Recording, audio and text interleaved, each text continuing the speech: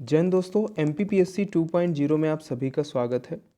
दोस्तों आज के इस वीडियो लेक्चर में हम लोग बात करने वाले हैं MPPSC प्री 2020-21 के लिए यूनिट 3 इकाई 3, जिसके अंतर्गत हम लोग आज चर्चा करेंगे मध्य प्रदेश का भूगोल। चलिए स्टार्ट करते हैं।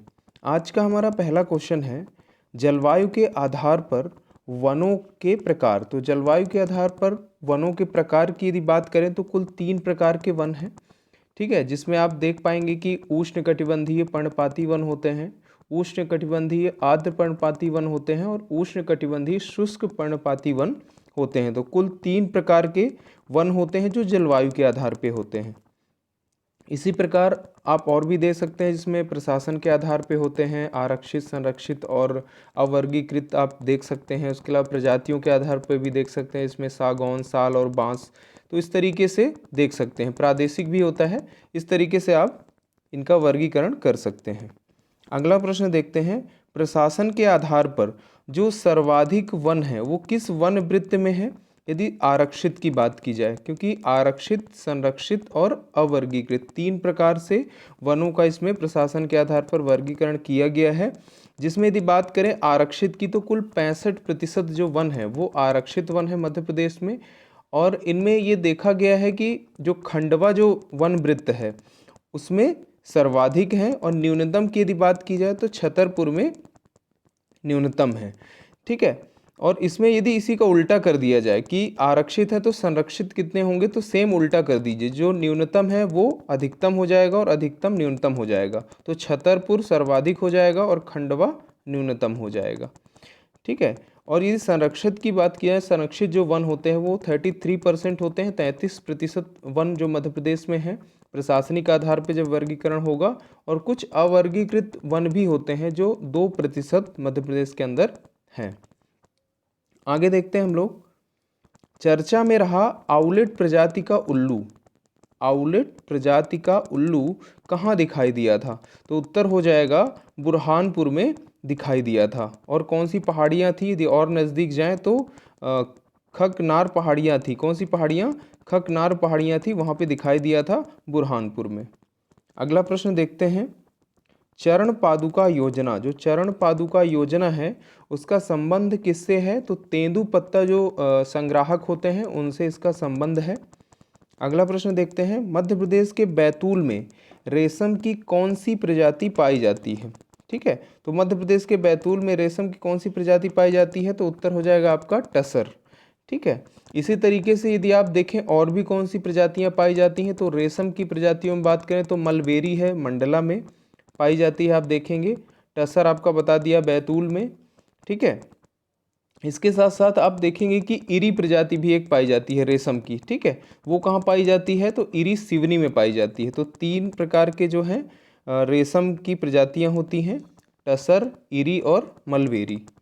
अगला प्रश्न देखते हैं, कान्हा किसली राष्ट्रीय उद्यान का शुभंकर भूर सिंह द बारहसिंघा का डिजाइन किसने तैयार किया है। तो 2-3 प्रश्न है इसमें। पहला तो शुभंकर क्या है कान्हा किसली राष्ट्रीय उद्यान का, दूसरा हो जाएगा कि कहाँ पर है ये, वो प्रश्न इसमें बन सकता है। तीसरा ये हो जाएगा कि इसका जो डिज़ाइन है वो किसने तैयार किया है। तो डिज़ाइन की बात करें जो प्रश्न है अपना, तो ये हो जाएगा रोहन चक्रवर्ती जी ने इसको तैयार किया है। किसने तैयार किया है डिज़ाइन, तो रोहन चक्रवर्ती जी ने इसका डिज़ाइन तैयार किया है। अगला प्रश्न देखते हैं, जॉर्ज कैसल भवन। जॉर्ज कैसल भवन कहाँ पर है, किस राष्ट्रीय उद्यान में है, यदि प्रश्न आ जाए तो माधव राष्ट्रीय उद्यान शिवपुरी में है, ये ध्यान रखेंगे। अगला प्रश्न देखते हैं, रेप्टाइल पार्क एवं गिद्ध पुनर्वास केंद्र, इसमें मात्रा छूट गई है, आप उसको लगा लेंगे। पुनर्वास केंद्र स्थित है, तो उत्तर हो जाएगा पन्ना राष्ट्रीय उद्यान, ठीक है। रेप्टाइल पार्क एवं गिद्ध पुनर्वास केंद्र स्थित है, तो उत्तर हो जाएगा पन्ना राष्ट्रीय उद्यान। अगला प्रश्न देखते हैं, प्रथम सर्प उद्यान अवस्थित है, कहाँ पर है सर्प उद्यान, तो उत्तर हो जाएगा वन विहार राष्ट्रीय उद्यान भोपाल में। और ये ISO सर्टिफाइड भी है, तो इसका ध्यान रखें। अगला प्रश्न हो जाएगा कि किस राष्ट्रीय उद्यान का वर्णन अकबरनामा में मिलता है। किस राष्ट्रीय उद्यान का वर्णन अकबरनामा में मिलता है, तो उत्तर हो जाएगा पेंच राष्ट्रीय उद्यान। कौन सा हो जाएगा? पेंच राष्ट्रीय उद्यान। अगला प्रश्न देखते हैं, पालपुर कूनो या कूनो पालपुर राष्ट्रीय उद्यान किस जिले में है? तो उत्तर हो जाएगा श्योपुर में है। कहाँ हो जाएगा? श्योपुर में है। अगला प्रश्न देखते हैं, गुरु घासीदास राष्ट्रीय उद्यान का मध्य प्रदेश में क्या नाम है?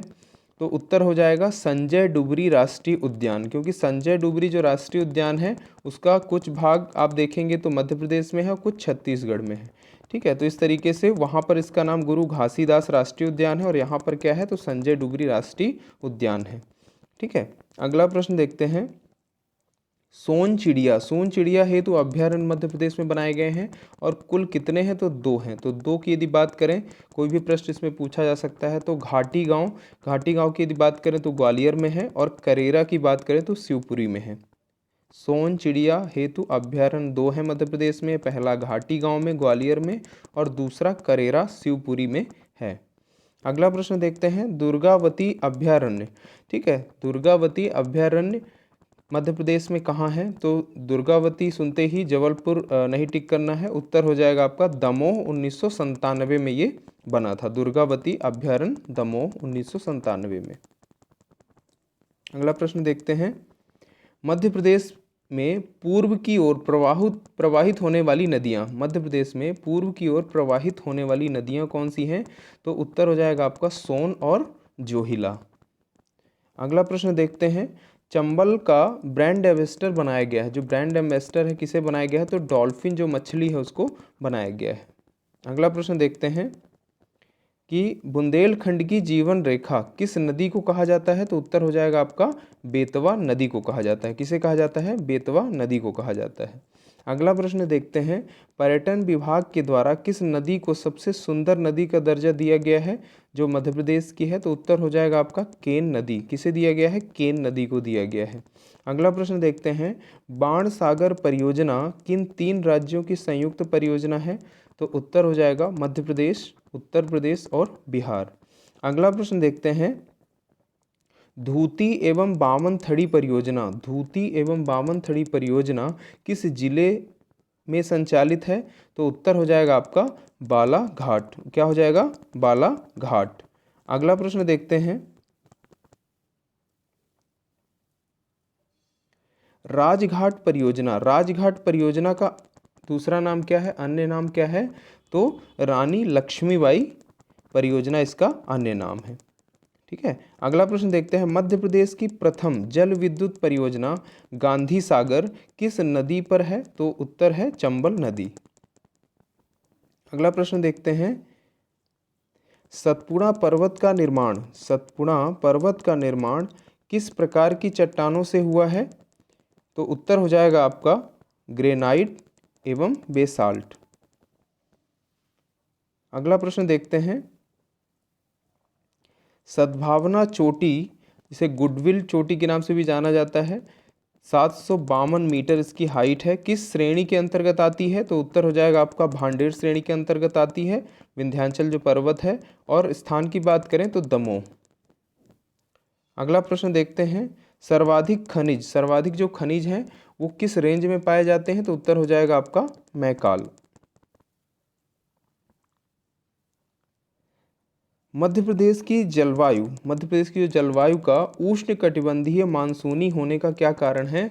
तो उत्तर हो जाएगा कि जो कि कर्क रेखा मध्य प्रदेश के बीचों बीच से गुजरती है, तो कर्क रेखा की वजह से उष्ण कटिबंधीय मानसूनी जलवायु यहाँ पे पाई जाती है। अगला प्रश्न देखते हैं, न्यूनतम औसत तापमान वाला स्थान कौन सा है मध्य प्रदेश में? तो उत्तर हो जाएगा शिवपुरी। मध्य प्रदेश में शीतकाल को क्या कहा जाता है? मध्य प्रदेश में शीतकाल को क्या कहा जाता है? तो उत्तर हो जाएगा आपका सियाला। क्या कहा जाता है? सियाला कहा जाता है।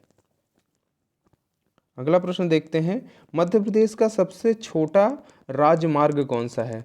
तो मध्य प्रदेश का सबसे छोटा राजमार्ग की यदि बात करें तो सबसे छोटा हो जाएगा आपका 135 BB, जो कि बरगढ़ उत्तर प्रदेश में आता है, बरगढ़ से लेके डभौरा जो कि सिरमौर तहसील रीवा जिले में आता है, वहाँ तक इसका विस्तार है। आप देख सकते हैं सबसे छोटा राष्ट्रीय राजमार्ग।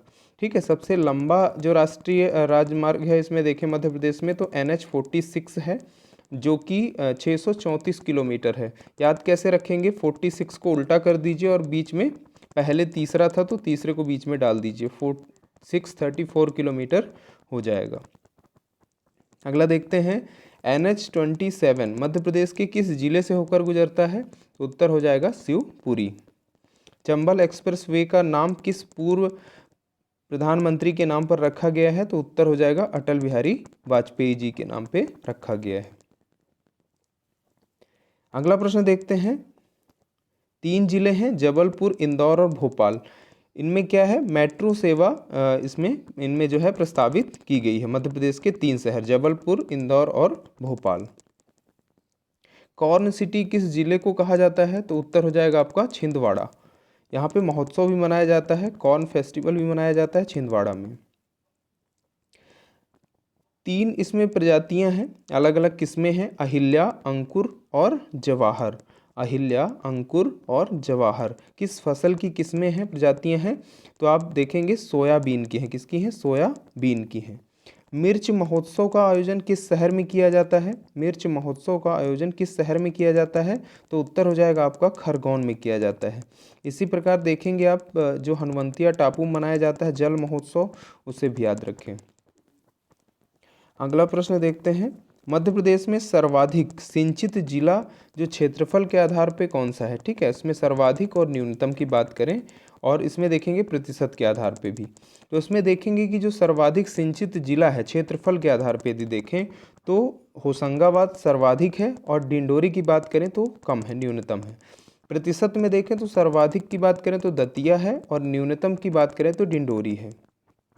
ठीक है, न्यूनतम में आप देखेंगे डिंडोरी, दोनों जगह न्यूनतम में ही है। सर्वाधिक में देखेंगे तो आपको होशंगाबाद हो जाएगा, न्यूनतम में डिंडोरी, सर्वाधिक में दतिया और न्यूनतम परसेंटेज में भी डिंडोरी। तो डिंडोरी न्यूनतम में दोनों जगह है।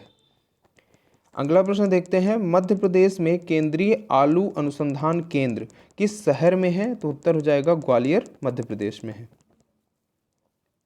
किस प्रजाति के मुर्गे को भारतीय क्रिकेट टीम की डाइट में शामिल किया गया है? तो उत्तर हो जाएगा कड़कनाथ मुर्गा।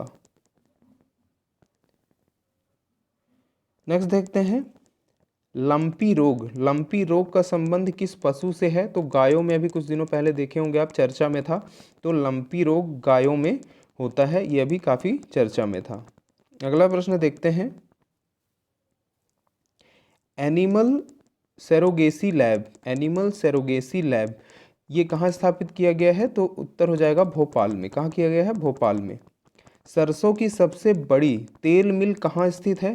तो आप देखेंगे जो तेल जो क्षेत्र है वो मध्य प्रदेश में ऊपर मध्य भारत का जो पठार है उस क्षेत्र में काफ़ी पैदा होते हैं।